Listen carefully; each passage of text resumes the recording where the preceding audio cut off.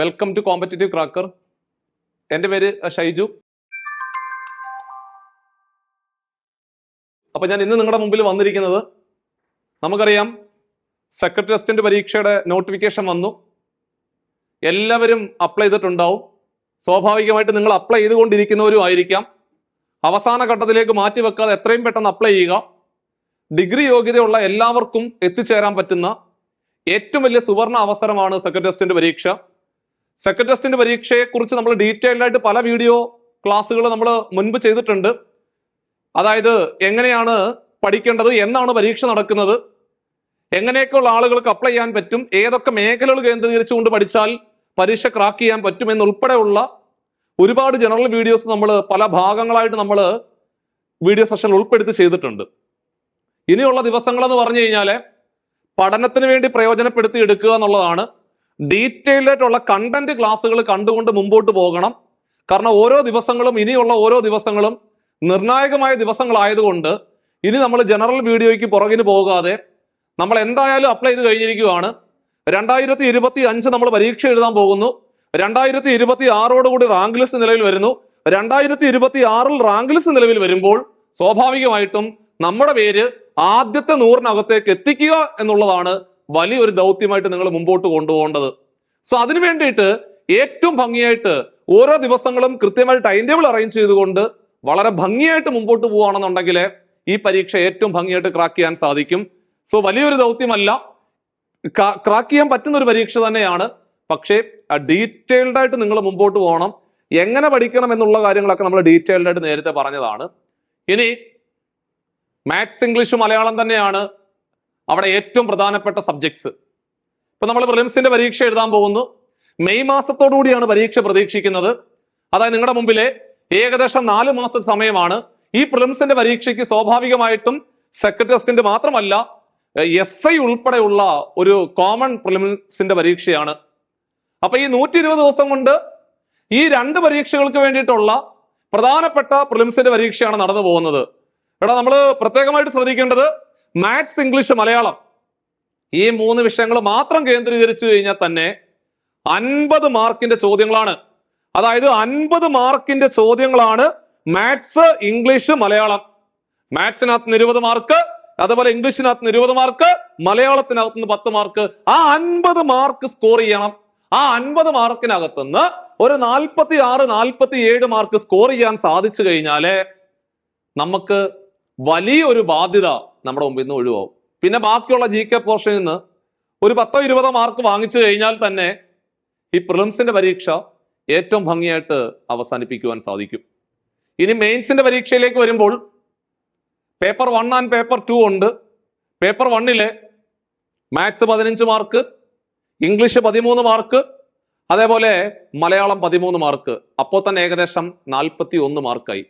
അപ്പോൾ മെയിൻസിന്റെ പരീക്ഷ എഴുതുമ്പോൾ പോലും ഏകദേശം 40% മാർക്ക് നിൽക്കുന്നത് മാത്സ്, ഇംഗ്ലീഷ്, മലയാളം ആയതുകൊണ്ട് നിങ്ങൾ ഏറ്റവും ഭംഗിയായിട്ട് മാത്സും ഇംഗ്ലീഷും മലയാളവും ഏറ്റവും ഭംഗിയായിട്ട് എന്ത് ചെയ്യണം, പ്രിപ്പയർ ചെയ്തുകൊണ്ട് മുമ്പോട്ട് പോകണം.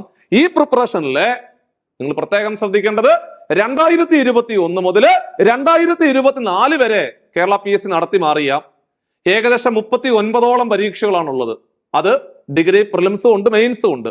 ഈ 39 ക്വസ്റ്റ്യൻ പേപ്പറും ഡൗൺലോഡ് ചെയ്ത് വെച്ച് പ്രിന്റ് എടുത്ത് ഓരോ പരീക്ഷയ്ക്കും, ഓരോ ടോപ്പിക്കും, ഓരോ ചോദ്യങ്ങളും ഏത് ടോപ്പിക്കിൽ നിന്നാണ് വന്നത് എന്ന് മനസ്സിലാക്കി ചില ടോപ്പിക്കുകൾ ഒന്നിലധികം പരീക്ഷകൾക്ക് കോമൺ ആയിട്ട് ആവർത്തിച്ചിട്ടുണ്ടാവും.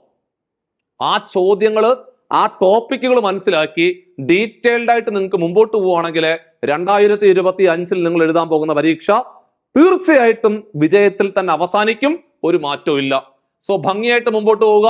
അപ്പൊ നമ്മൾ ഇന്നത്തെ ക്ലാസ്സിൽ പറഞ്ഞ കാര്യങ്ങൾ എങ്ങനെയാണ് മാത്സിനെ നിങ്ങൾ അപ്രോച്ച് ചെയ്യേണ്ടത്, മാത്സിന് എത്രത്തോളം അഡ്വാൻറ്റേജ് ആണ് ഉള്ളത് പരീക്ഷയ്ക്ക്, ഇത്രയും കാര്യങ്ങളാണ് നമ്മൾ പറഞ്ഞത്. ഇനി ഓരോ ദിവസവും തുടക്കമാണിത്. മാത്സിലെ മുഴുവൻ മാർക്ക് നിങ്ങൾക്ക് നേടിയെടുക്കുവാൻ വേണ്ടിയിട്ട് 2021 മുതൽ 2024 വരെ ഓരോ ടോപ്പിക്ക്, ഇപ്പൊ average, time and work, time and distance, profit and loss, അങ്ങനെ ഓരോ ചാപ്റ്ററിൽ നിന്ന് ചോദിച്ചു പോയ ഈ പറഞ്ഞു പോയ 2021 മുതൽ 2024 വരെ ചോദിച്ചു മാറിയ കംപ്ലീറ്റ് ചോദ്യങ്ങളും നിങ്ങളിലേക്ക് പരിചയപ്പെടുത്തുവാൻ വേണ്ടിയാണ് വരുന്നത്. ഇന്ന് നമ്മൾ പഠിക്കുവാൻ പോകുന്നത് ആവറേജ് എന്ന് പറയുന്ന ചാപ്റ്റർ ആണ്, ശരാശരി എന്ന് പറയുന്ന ചാപ്റ്റർ ആണ്. എടാ മക്കളെ, ഇന്നത്തെ ക്ലാസ്സും അടുത്ത ക്ലാസ്സും കൂടെ കഴിയുമ്പോൾ ശരാശരി എന്ന് പറയുന്ന ചാപ്റ്ററിനകത്തുനിന്ന് ഏത് ചോദ്യമാണ് പരീക്ഷയ്ക്ക് ചോദിച്ചത്, ഇനി എങ്ങനെയാണ് ചോദ്യങ്ങൾ വരുന്നത് എന്നുള്ള കാര്യത്തിലെ കൃത്യം ധാരണ ഉണ്ടാവും. അപ്പൊ നമുക്ക് ഒന്നാമത്തെ ക്വസ്റ്റ്യനിലേക്ക് പോവാം. എടാ, ഒന്നാമത്തെ ചോദ്യം ഇത് നമ്മുടെ ഡിഗ്രി മെയിൻസിന്റെ പരീക്ഷയ്ക്ക് ചോദിച്ച ചോദ്യമാണ്. സോ ഡിഗ്രി മെയിൻസിന്റെ പരീക്ഷയ്ക്ക് നമുക്ക് വന്നുപോയ ചോദ്യമാണ് ക്ലാസ്സിൽ പരിചയപ്പെടുത്താൻ പോകുന്നത്. സോ ഇത് ചോദിച്ച പരീക്ഷ നമ്മുടെ സീനിയർ സൂപ്രണ്ടന്റ് എന്ന് പറയുന്ന പരീക്ഷയാണ്, ഡിഗ്രി മെയിൻസിന്റെ പരീക്ഷയാണ്. ആ ക്വസ്റ്റ്യൻ പേപ്പറിന്റെ കോഡ് ഒന്ന് മനസ്സിലാക്കി വെക്കുക. ക്വസ്റ്റ്യൻ പേപ്പറിന്റെ കോഡ് എന്ന് പറഞ്ഞാല് 118/22 ആണ്. എടാ, 118/22 എന്ന് പറയുന്ന ഈ ഒരു കാറ്റഗറി, ഈ ഒരു ക്വസ്റ്റ്യൻ പേപ്പർ കോഡിൽ നടന്നുപോയ പരീക്ഷയാണ് സീനിയർ സൂപ്രണ്ടന്റ് എന്ന് പറയുന്ന പരീക്ഷ. ചോദ്യം: 25 പേരടങ്ങുന്ന ഒരു ഗ്രൂപ്പിന്റെ ശരാശരി പ്രായം 28. 20 വയസ്സുള്ള ഒരാൾ ഗ്രൂപ്പിൽ നിന്ന് പുറത്തു പോവുകയും മറ്റൊരാൾ ഗ്രൂപ്പിലേക്ക് വരികയും ചെയ്തു. ശരാശരി 2 കൂടി.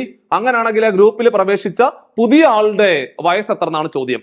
അപ്പൊ നമ്മൾ ശരാശരി എന്ന് പറയുന്ന ചാപ്റ്ററിലെ നമ്മൾ ക്ലാസ്സിൽ പഠിപ്പിക്കുന്നത് കൃത്യം 10 ടൈപ്പ് ചോദ്യങ്ങളാണ്. അതിനകത്ത് 4ാമത്തെ ടൈപ്പായിട്ട് വരുന്ന ചോദ്യമാണിത്. ശ്രദ്ധിച്ചോ, ഈ ചോദ്യത്തിന് നമ്മൾ റീപ്ലേസിംഗ് ക്വസ്റ്റ്യൻ എന്നാണ് പറയുന്നത്. കണ്ടോ എടാ, ഈ ചോദ്യത്തിന് നമ്മൾ റീപ്ലേസിംഗ് ക്വസ്റ്റ്യൻ എന്നാണ് പറയുന്നത്. റീപ്ലേസിംഗ് ചോദ്യമാണ്, റീപ്ലേസിംഗ് ക്വസ്റ്റ്യൻ ആണ്, റീപ്ലേസിംഗ് ചോദ്യമാണ്. ഇനി എങ്ങനെയാണ് ചെയ്യുന്നത് നോക്ക്, പറഞ്ഞുതരാം. അതായത് റീപ്ലേസിംഗ് ചോദ്യങ്ങൾ സാധാരണ പരീക്ഷയ്ക്ക് നമ്മൾ ചെയ്യുന്നത് എങ്ങനെയാണ് നോക്കിക്കോണേ. എടാ മക്കളെ, 25 പേരുള്ള ഒരു ഗ്രൂപ്പില് അതിന്റെ ശരാശരി 28 ആയിരുന്നു. 20 വയസ്സുള്ള ഒരാൾ പോയി, പകരം പുതിയൊരാൾ വന്നു. ശരാശരി 2 കൂടി, ശരാശരി 2 കൂടി, ശരാശരി 2 കൂടി. Average increases by 2. എടാ, ശരാശരി 2 കൂടുക എന്ന് പറഞ്ഞാൽ അതിന്റെ അർത്ഥം ഓരോരുത്തരുടെയും വയസ്സ് 2 വെച്ച് കൂടി എന്നാണ് അതിന്റെ അർത്ഥം. ശരാശരി 2 കൂടി എന്ന് പറഞ്ഞാൽ അതിന്റെ അർത്ഥം എന്തുവാ?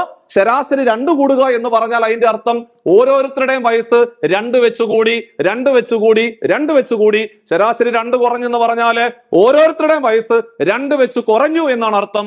ഇവിടെ ശരാശരി 2 കൂടിയെങ്കിൽ ഓരോരുത്തരുടെയും വയസ്സ് 2 വെച്ച് കൂടി എന്നാണ് അർത്ഥം. എത്ര പേരുണ്ട്? 25 പേരുണ്ട്. എടാ മക്കളെ, 25 പേരുടെയും വയസ്സ് 2 വെച്ച് കൂടി.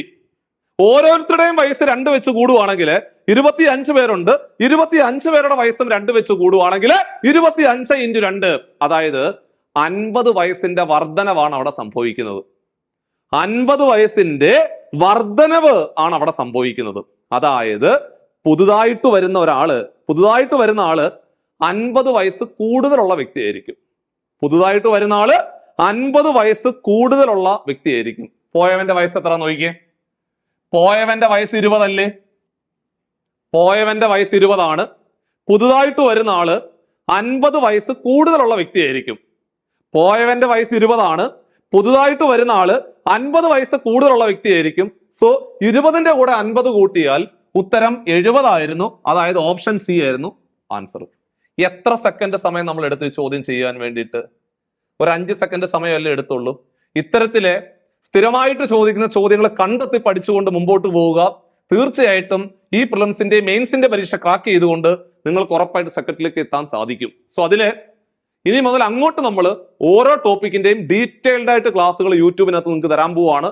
സോ ചാനൽ കൃത്യമായിട്ട് നിങ്ങൾ ഫോളോ ചെയ്തുകൊണ്ട് മുമ്പോട്ട് പോകണം. വലിയ പ്രതീക്ഷകളാണ് നമ്മൾ ഈ സെക്കൻഡ് ടെസ്റ്റിന്റെ പരീക്ഷയ്ക്ക് മുമ്പിൽ വെക്കുന്നത്.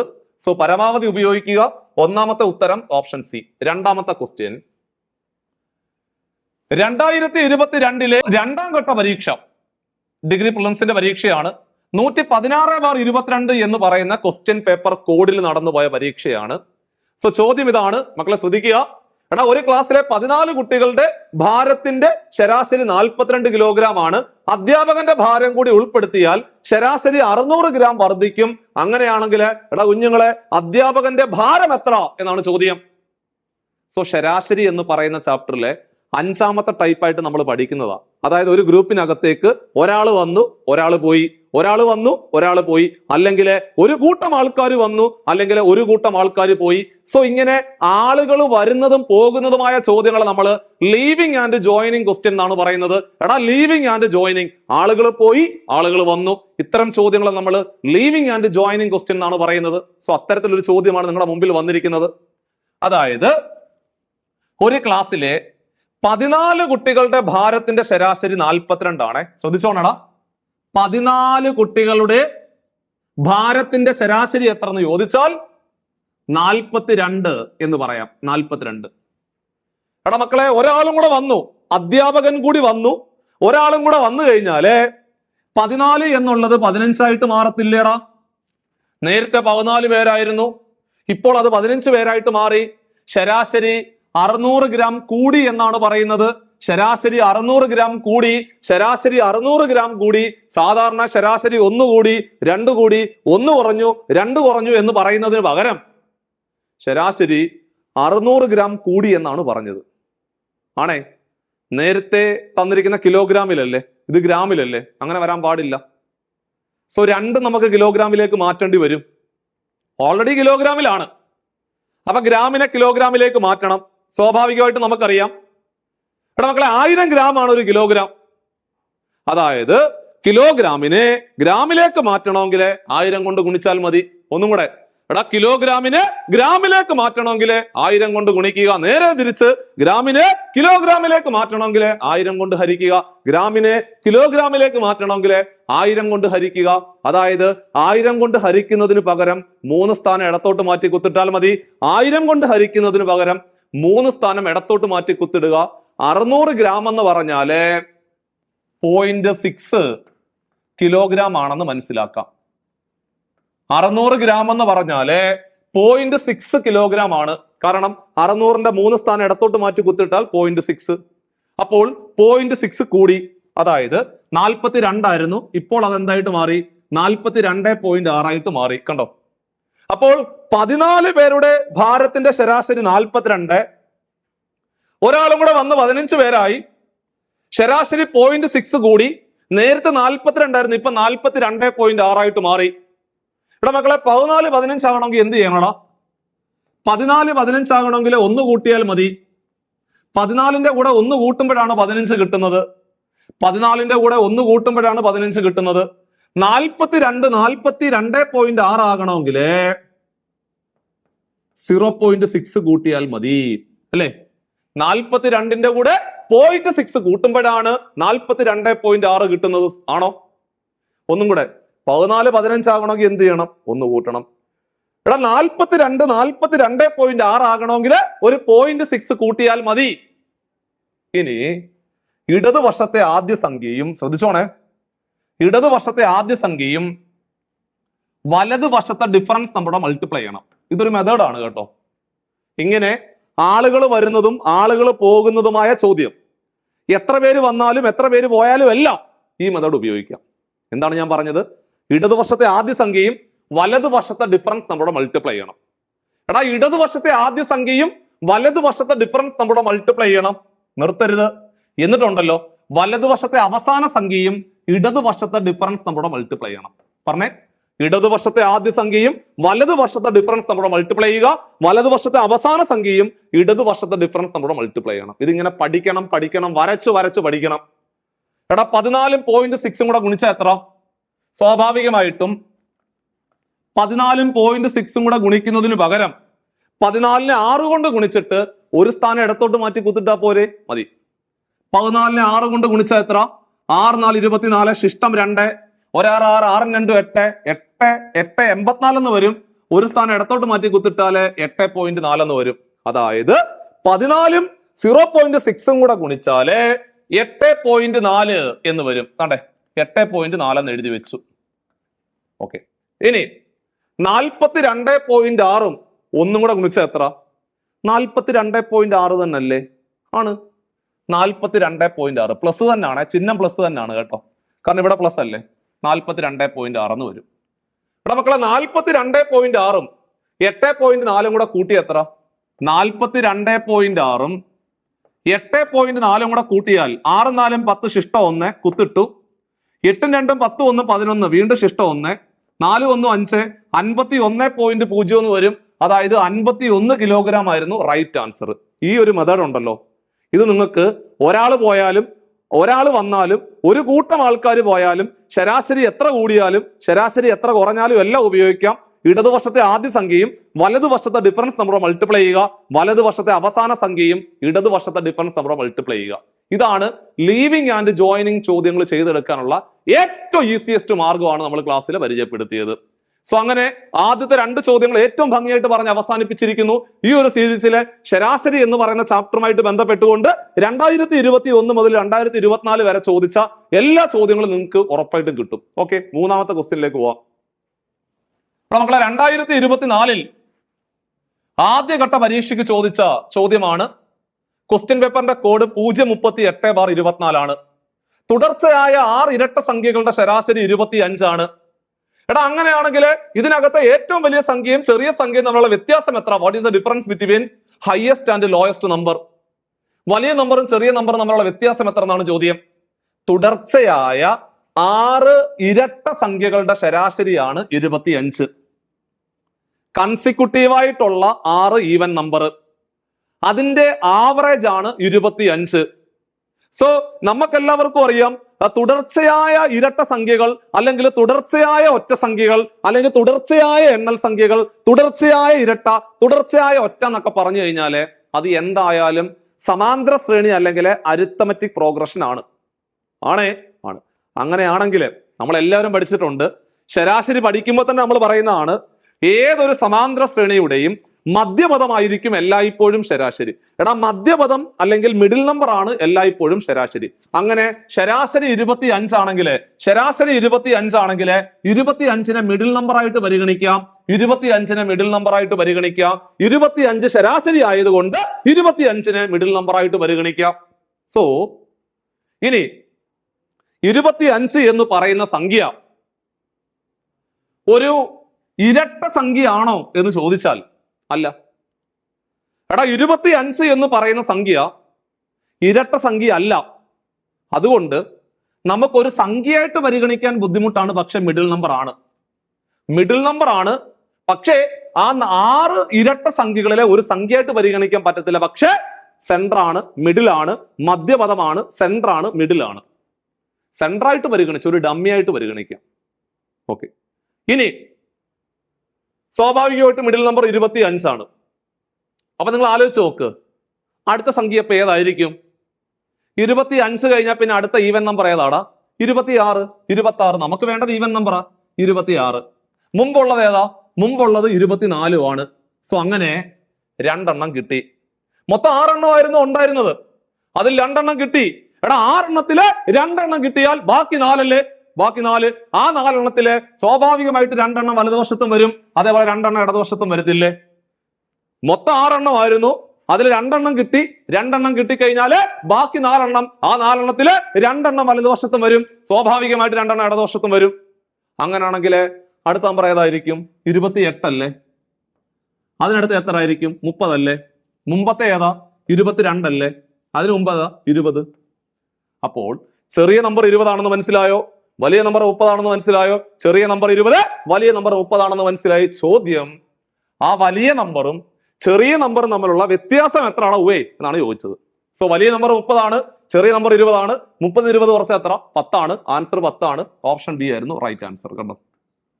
സോ ഇതാണ് 2024 നമ്മൾ ഡിഗ്രി പ്രിലിംസിന്റെ പരീക്ഷ എഴുതിയ സമയത്ത് ആദ്യഘട്ട പരീക്ഷയ്ക്ക് ചോദിച്ച ചോദ്യം. ഇത് ടൈപ്പ് 2 ക്വസ്റ്റ്യൻ ആണ് കേട്ടോ.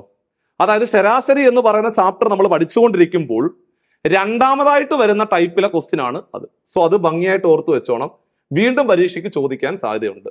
അടുത്തത് നമ്മുടെ LSDA സെക്രട്ടറി എന്ന് പറഞ്ഞാല് കുറച്ച് മാസങ്ങൾക്ക് മുമ്പ് നടന്നുപോയ ഒരു ഡിഗ്രി മെയിൻസിന്റെ പരീക്ഷ. ക്വസ്റ്റ്യൻ പേപ്പറിന്റെ കോഡ് 155/24 ആണ്.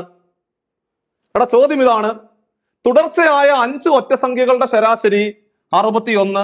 സ്വാഭാവികമായിട്ട് ശരാശരി എന്ന് പറഞ്ഞാൽ മിഡിൽ നമ്പർ അല്ലേ? അപ്പോൾ 61നെ നമ്മൾ മിഡിൽ നമ്പർ ആയിട്ട് പരിഗണിച്ചു. 61നെ മിഡിൽ നമ്പർ ആയിട്ട് പരിഗണിച്ചു. ഇനി 61 എന്ന് പറയുന്ന സംഖ്യ ഒരു ഒറ്റ സംഖ്യ ആയതുകൊണ്ട് ഇവിടെ ഒരു പ്രശ്നമില്ല. പക്ഷെ തൊട്ടുമുമ്പത്തെ ക്വസ്റ്റ്യൻ അങ്ങനെ ഒരു പ്രശ്നം ഉണ്ടായിരുന്നു. ഇവിടെ പ്രശ്നമില്ല. 61 എന്ന് പറയുന്ന സംഖ്യ ഓഡ് നമ്പർ ആയതുകൊണ്ട് ഒരു പ്രശ്നവും ഇല്ല. 61നെ മിഡിൽ നമ്പർ ആയിട്ട് പരിഗണിക്കാം, ഒരു സംഖ്യ ആയിട്ട് പരിഗണിക്കാം. സോ അങ്ങനെ ഒരു സംഖ്യ കിട്ടിയടാ. മൊത്തം 5 എണ്ണമായിരുന്നു ഉണ്ടായിരുന്നത്. അതിൽ ഒരെണ്ണം കിട്ടിയാൽ ബാക്കി പിന്നെ 4 നാലാണ്. 4 2 വലതുവശത്തും വരും, സ്വാഭാവികമായിട്ട് 2 ഇടതുവശത്തും വരും. മൊത്തം ഇനി 5 ഉണ്ടായിരുന്നു, അതിൽ ഒരെണ്ണം കിട്ടിയാൽ ബാക്കി 4 2 വലതുവശത്ത് വരും, 2 ഇടതുവശത്തും വരും. അങ്ങനെയാണെങ്കിൽ സ്വാഭാവികമായിട്ടും അടുത്ത നമ്പർ ഏതായിരിക്കും? 2 വീതം കൂടിക്കൂടിയല്ലേ പോകുന്നത്. ഇരട്ട സംഖ്യകളാണെങ്കിലും ഒറ്റ സംഖ്യകളാണെങ്കിലും 2 വീതം കൂടിക്കൂടി അല്ല 2 വീതം കുറഞ്ഞാ വരുന്നത്. അപ്പൊ അടുത്തത് 63 ആണെന്ന് മനസ്സിലാക്കിക്കൂടെ? അതിനടുത്തത് 65 ആണെന്ന് മനസ്സിലാക്കാം. തൊട്ട് മുമ്പത്തത് എന്തായാലും 59ഉം അതിനു മുമ്പത്തത് 57 ആണെന്ന് മനസ്സിലായി. ചോദ്യം വലിയ നമ്പറും ചെറിയ നമ്പറും തമ്മിലുള്ള വ്യത്യാസം എത്ര ആണ് എന്നാണ് ചോദിച്ചത്. സോ വലിയ നമ്പർ 65 ആണ്, ചെറിയ നമ്പർ 57 ആണ്. 65ന്ന് 57 കുറയ്ക്കുക, 65ന്ന് 57 കുറച്ചാൽ ഉത്തരം 8 ആണ്. 8 ആയിരുന്നു ആൻസർ. അതായത് ഒരേ മോഡലിലെ ഒന്നിലധികം ചോദ്യങ്ങൾ പല പരീക്ഷകളിൽ ആവർത്തിച്ചിട്ടുള്ളത് കൊണ്ട് ആ ടൈപ്പ് 2 എന്ന് പറയുന്ന ഭാഗം ഏറ്റവും പ്രധാനപ്പെട്ടതാണെന്ന് മനസ്സിലാക്കാൻ സാധിച്ചു. ഓക്കെ, സോ അങ്ങനെയാണെങ്കിൽ അടുത്ത ക്വസ്റ്റ്യൻ ഇതാണ് ചോദ്യം. ഡിഗ്രി പ്രിലിംസ് 2023 രണ്ടാം ഘട്ട പരീക്ഷ 037/23 എന്ന് പറയുന്ന ക്വസ്റ്റ്യൻ പേപ്പർ കോഡിൽ നടന്നുപോയ പരീക്ഷയാണ്. ചോദ്യം നോക്കിക്കേ.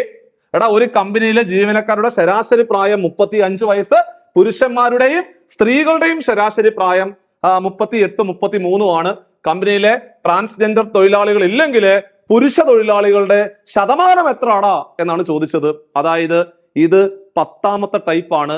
ഈ ചാപ്റ്റർ അവസാനിക്കുമ്പോൾ നമ്മൾ ക്ലാസ്സിൽ പഠിപ്പിക്കുന്ന ചോദ്യമാണ് ചോദിച്ചത്, 10ാമത്തെ ടൈപ്പ്. അതായത് ഒരു വലിയ ഒരു പോർഷൻ അതിനെ രണ്ടായിട്ട് മുറിച്ചു, അതിലെ കുറച്ച് ഭാഗം ടോട്ടലും തന്നിട്ടുണ്ട്. സോ ഇവിടെ പുരുഷന്മാരും സ്ത്രീകളും മാത്രമേ ഉള്ളൂ ഈ കമ്പനിയില്. സോ അതിലെ പുരുഷ തൊഴിലാളികളുടെ ശരാശരി തന്നിട്ടുണ്ട്, സ്ത്രീകളുടെയും ശരാശരി തന്നിട്ടുണ്ട്, ടോട്ടലും തന്നിട്ടുണ്ട്. എണ്ണം കണ്ടുപിടിക്കാനാണ് ചോദ്യം. സോ ഇത്തരം ചോദ്യങ്ങൾ നമ്മൾ ചെയ്തെടുക്കുന്ന ഒരു മെത്തേഡ് ഉണ്ട്. മാത്സിനകത്ത് ചില ചോദ്യങ്ങളൊക്കെ നമ്മൾ എളുപ്പ വഴിയിൽ ആൻസർ കണ്ടുപിടിക്കാൻ വേണ്ടി പല മാർഗങ്ങൾ ഉപയോഗിക്കാറുണ്ട്. അത്തരത്തില് ഇത്തരം ചോദ്യങ്ങൾ ഒരു വലിയൊരു ക്വാണ്ടിറ്റിയെ 2 ഭാഗങ്ങളായിട്ട് മുറിച്ചു വെക്കുന്ന ചോദ്യങ്ങളെല്ലാം ചെയ്തെടുക്കുന്നത് അലിഗേഷൻ എന്ന് പറയുന്ന ഭാഗമാണ്.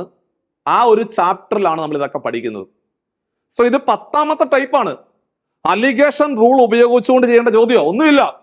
അതായത് എടാ, അലിഗേഷൻ റൂളിനകത്ത് പറയുന്നതേ ഒന്നുമില്ല. ചെറിയ നമ്പർ എഴുതുക, വലിയ നമ്പർ എഴുതുക, ടോട്ടൽ ഇവിടെ എഴുതുക, എന്നിട്ട് ക്രോസ് ആയിട്ട് കുറയ്ക്കുക. ക്രോസ് ആയിട്ട് കുറയ്ക്കുമ്പോൾ 2 സംഖ്യകൾ കിട്ടും. ആ 2 സംഖ്യകളാണ് അംശബന്ധം. ഇത്രയുള്ള പരിപാടി. ഇതാണ് പരിപാടി. ഒന്നും കൂടെ പറഞ്ഞു തരാം. ചെറിയ നമ്പർ എഴുതണം, വലിയ നമ്പർ എഴുതണം, ടോട്ടൽ എഴുതണം, ക്രോസ് ആയിട്ട് കുറയ്ക്കുക. ക്രോസ് ആയിട്ട് കുറയ്ക്കുമ്പോൾ 2 സംഖ്യകൾ കിട്ടും. അത് രണ്ടുമാണ് അംശബന്ധം. ഇത്ര ഉള്ളു പരിപാടി. സോ ഇതിനെയാണ് നമ്മൾ അലിഗേഷൻ റൂള് എന്നാണ് പറയുന്നത്. നിങ്ങൾ അതിനകത്ത് കൂടുതൽ റിസർച്ച് നടത്തേണ്ട ആവശ്യമില്ല. ഇതിനെ നമ്മൾ പറയുന്നത് അലിഗേഷൻ റൂൾ എന്നാണ് പറയുന്നത് കേട്ടോ. അലിഗേഷൻ റൂൾ എന്നാണ് പറയുന്നത്. സോ ഈ ചോദ്യം അലിഗേഷൻ റൂൾ ഉപയോഗിച്ചുകൊണ്ട് ചെയ്യേണ്ട ചോദ്യമാണ്. ഇത് നമ്മുടെ ചാപ്റ്ററിലെ 10ാമത്തെ ടൈപ്പ് ആണെന്നുള്ള കാര്യം കൂടെ ഓർമ്മയിൽ ഉണ്ടാവണം. ഒന്നുമില്ലടാ, ഇവിടെ നിങ്ങൾ നോക്കിക്കേ. ടോട്ടല് 35, ഇവിടെ പുരുഷന്മാരുടേത് എത്ര? 38, സ്ത്രീകളുടേത് 33. ചെറിയ നമ്പർ ആദ്യം എഴുതുക. സോ 33 അല്ലേ സ്ത്രീകള്. So female female female female, male male രണ്ടാമത് എഴുതാം.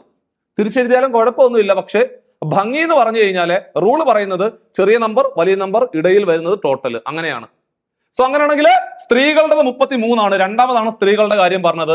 എടാ, സ്ത്രീകളുടേത് 33, 33, 33. പുരുഷന്മാരുടെ 38, പുരുഷന്മാര് 38 എഴുതി. ടോട്ടൽ 35, 35 സെന്ററിൽ കൊണ്ടുവച്ചു. 35 സെന്ററിൽ കൊണ്ടുവച്ചു. സോ ക്രോസ് ആയിട്ട് കുറയ്ക്കുക, ക്രോസ് ആയിട്ട് കുറയ്ക്കുക, ക്രോസ് ആയിട്ട് കുറയ്ക്കുക. എടാ പിള്ളേരെ, 38ന്ന് 35 കുറച്ച 3, 3, 3. 35ന്ന് 33 കുറക്കണം. വലിയതും ചെറിയ നമ്പറാണ് കുറക്കണം കേട്ടോ. വലിയ നമ്പറിൽ നിന്ന് ചെറിയ നമ്പറാണ് കുറയ്ക്കേണ്ടത്. 38ന്ന് 35 കുറച്ച 3 ആണ്. 35ന്ന് 33 കുറച്ച് കഴിഞ്ഞാല് 2 ആണ്. കണ്ടോ? സോ ഇതാണ് അംശബന്ധം. ഇത്രേ ഉള്ളൂ. ഇതാണ് അംശബന്ധം. അതായത് നമുക്ക് കിട്ടിയത് 3 അംശബന്ധം 2 അല്ലേ? അതാണ് അംശബന്ധം. എന്തിന്റെ അംശബന്ധമാണ്? എണ്ണത്തിന്റെ അംശബന്ധമാണ്. എടാ എണ്ണത്തിന്റെ അംശബന്ധമാണ്, എണ്ണത്തിന്റെ അംശബന്ധമാണ്, എണ്ണത്തിന്റെ അംശബന്ധമാണ്. അത്രേ ഉള്ളൂ പരിപാടി. സോ അങ്ങനെയാണെങ്കിൽ നമ്മുടെ ചോദ്യം ഇതാണ്, പുരുഷ തൊഴിലാളികളുടെ എണ്ണത്തിന്റെ ശതമാനം എത്ര എന്നാണ് ചോദ്യം. എടാ 3 അംശബന്ധം 2 എന്ന് പറഞ്ഞാൽ അതിന്റെ അർത്ഥം എന്തുവാ? അതായത് 3ഉം 2ഉം 5 തുല്യ ഭാഗങ്ങളാക്കിയാൽ അതിൽ 3 ഭാഗം ഫീമെയിൽ ആണ്, 2 ഭാഗമാണ് മെയില്. അതാണ് അതിന്റെ അർത്ഥം. 3 അംശബന്ധം 2 എന്ന് പറഞ്ഞ അർത്ഥം എന്തുവാ? 3ഉം 2ഉം 5 തുല്യ ഭാഗങ്ങളാക്കിയാൽ അതിലെ 2 ഭാഗമാണ് ആര്? മെയില്, പുരുഷന്മാര്. അപ്പൊ പുരുഷ തൊഴിലാളികളുടെ എണ്ണം 5ൽ 2. ചോദിച്ചത് എന്തും അറിയോ? ശതമാനത്തിലേക്ക് മാറ്റാനാ ചോദ്യം. സോ ശതമാനത്തിലേക്ക് മാറ്റണമെങ്കിൽ നമുക്ക് എല്ലാവർക്കും അറിയാം 100 കൊണ്ട് ഗുണിച്ചാൽ പോരെ. എടാ ഒരു സംഖ്യ ശതമാനത്തിലോട്ട് മാറ്റണമെങ്കിൽ 100 കൊണ്ട് ഗുണിക്കുക. സോ അങ്ങനെയാണെങ്കിൽ 100 കൊണ്ട് ഗുണിച്ചു കഴിഞ്ഞാല് 100 കൊണ്ട് ഗുണിക്കുക. എടാ 5ന്റെ 20ാമത്തെ മൾട്ടിപ്പിൾ ആണ് 100. 20 × 2 40. ഉത്തരം 40% ആയിരുന്നു ആൻസർ. ആൻസർ ഓപ്ഷൻ എ ആയിരുന്നു. ഓപ്ഷൻ എ ആയിരുന്നു ആൻസർ. കണ്ടോ? സോ ഇതുപോലെയുള്ള ചോദ്യങ്ങൾ സ്ഥിരമായിട്ട് പരീക്ഷയ്ക്ക് ചോദിക്കുന്നുണ്ട്. കാരണം മുമ്പോട്ട് ചോദ്യങ്ങൾ ചെയ്ത് പോകുന്ന സമയത്ത് ചില ചോദ്യങ്ങൾ, ഒരേ ടൈപ്പ് ചോദ്യങ്ങൾ പല പരീക്ഷകളിൽ ആവർത്തിച്ചിട്ടുണ്ട്. സോ അത്തരത്തിലെ ടൈപ്പ് 10ലെ ചോദ്യങ്ങൾ, അതായത് അലിഗേഷൻ റൂൾ ഉപയോഗിച്ചുകൊണ്ട് ചെയ്യേണ്ട ഈ ചോദ്യം ഉണ്ടല്ലോ, 1-2 പരീക്ഷകളിൽ വീണ്ടും ആവർത്തിച്ചിട്ടുണ്ട്. സോ ഇത്തരം ചോദ്യങ്ങളെല്ലാം വീണ്ടും കണ്ടെത്തി പഠിക്കണം കേട്ടോ. ഓക്കെ, അപ്പൊ നമ്മൾ അടുത്ത ക്വസ്റ്റ്യനിലേക്ക് പോകുന്നത് 2023 തന്നെ നടന്നുപോയ ഡിഗ്രി പ്രിലിംസിന്റെ ക്വസ്റ്റ്യൻ പേപ്പറിലെ ചോദിച്ച 3ാം ഘട്ട പരീക്ഷയ്ക്ക് ചോദിച്ച ചോദ്യമാണ് 047/23 എന്ന് പറയുന്ന ക്വസ്റ്റ്യൻ പേപ്പർ കോഡിലെ ചോദിച്ച ചോദ്യമാണ്. മക്കളെ, ഒരു ഗ്രൂപ്പിലെ 10 വിദ്യാർത്ഥികളുടെ ശരാശരി മാർക്ക് 25. സോ 10 വിദ്യാർത്ഥികളുടെ ശരാശരി മാർക്ക് 25 ആണെന്ന് മനസ്സിലായി, എഴുതി വെച്ചു. എടാ ഈ ഗ്രൂപ്പിലെ ഒരു വിദ്യാർത്ഥി കൂടി വന്നു. സോ ആളുകളുടെ എണ്ണം 11 മാറി. ആളുകളുടെ എണ്ണം 11 മാറി. ശരാശരി 24 ശരാശരി 1 കുറഞ്ഞു, 24 25 എന്നുള്ളത് 24 നേരത്തെ 10 പിള്ളേരുണ്ടായിരുന്നു, അന്നേരം ശരാശരി 25. ഒരാൾ പോയി അല്ല, ഒരാൾ വന്നു, ഒരാൾ പോയത് വരാം, അങ്ങനെയൊക്കെ വരാം ക്വസ്റ്റ്യന്. ഇവിടെ ഒരാൾ വന്നു എന്നാണ് പറയുന്നത്. ആളുകളുടെ എണ്ണം 11, ശരാശരി 1 കുറഞ്ഞു, നേരത്തെ 25 ആയിരുന്നു, ഇപ്പൊ 24 മാറി. സോ പഴയതുപോലെ ഇടതുവശം നോക്കിക്കേ, 10 11 ആകണമെങ്കിൽ എന്ത് ചെയ്യണം? 10 11 ആകണമെങ്കിൽ 1 കൂട്ടിയാൽ മതി. അതേപോലെ 25 24 ആകണമെങ്കിൽ 25 24 ആകണമെങ്കിൽ 1 കുറയ്ക്കുക. അതായത് 25 ൽ 1 കുറയ്ക്കുമ്പോഴാണ് 24 കിട്ടുന്നത്. ഇടതുവശത്തെ ആദ്യ സംഖ്യയും വലതുവശത്തെ ഡിഫറൻസ് നമ്മൾ മൾട്ടിപ്ലൈ ചെയ്യുക. ഇടതുവശത്തെ ആദ്യ സംഖ്യയും വലതുവശത്തെ ഡിഫറൻസ് നമ്മൾ മൾട്ടിപ്ലൈ ചെയ്ത് കഴിഞ്ഞാൽ 10 - 1 കൂടെ ഗുണിച്ചാല് ഒരു പ്ലസ് നമ്പർ ഒരു മൈനസ് നമ്പറുടെ ഗുണിച്ച ആൻസർ മൈനസ് ആയതുകൊണ്ട് 10 - 1 കൂടെ ഗുണിച്ചാല് -10 എന്ന് വരും. ഇനി വലതുവശത്തെ അവസാന സംഖ്യയും ഇടതുവശത്തെ ഡിഫറൻസ് നമ്മുടെ മൾട്ടിപ്ലൈ ചെയ്യണം. 24 + 1 കൂടെ ഗുണിച്ചാൽ +24 ആണ്. സോ അങ്ങനെ സംഖ്യകൾക്ക് വ്യത്യസ്ത ചിഹ്നമാണെങ്കിൽ വലുതിന് ചെറുത് കുറച്ചിട്ട് വലുതിന്റെ ചിഹ്നം കൊടുക്കണം എന്നാണ് പഠിച്ചു വെച്ചിരിക്കുന്നത്. 24 ന് 10 കുറച്ചാല് 14 വരും. ഉത്തരം ഓപ്ഷൻ ബി ആയിരുന്നു റൈറ്റ് ആൻസർ. കണ്ടോ?